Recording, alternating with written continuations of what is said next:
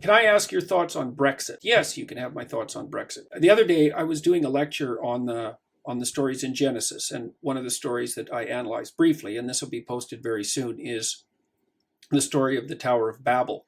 And I've been very curious about that story. It comes after Noah's flood myth in Genesis. What happens is that human beings get together and they decide to build a massive building. And the human beings that are building that building all speak in one voice. And they have this grand vision, which you might regard as a utopian vision, which is what I think it is, that they can build a building so high that within it everyone will speak the same language and it will reach all the way to heaven. And so you could see it in some sense as an attempt to usurp the transcendent.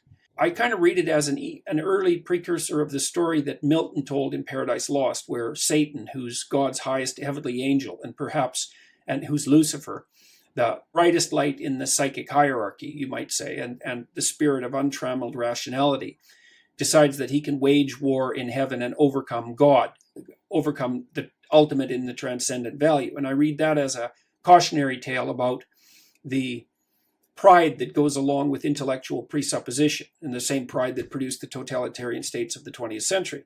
What happens with the Tower of Babel is that human beings start to build this unitary, homogeneous structure whose pinnacle will reach into God's heavenly domain, perhaps thereby taking the place of the transcendent. God gets wind of that and goes to earth and takes the people or transforms the people who are building the building and who, in principle, it would house into a polyglot of people speaking different languages and then scatters them all over the world.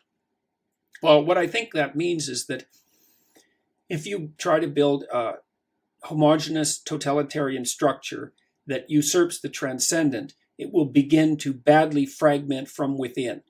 And I think it's a warning against gigantism. And I think one of the things that's happening in Europe is that we're seeing the folly of the idea of too big to fail. What we're seeing instead is the manifestation of so big it will certainly fail. And I think the reason for that is that there has to be a certain degree of homogeneity within anything that can be categorized as an organization. If the degree of heterogeneity within the organization becomes too extreme, and if the organization becomes too large, then it's very difficult for people to feel any affinity with it.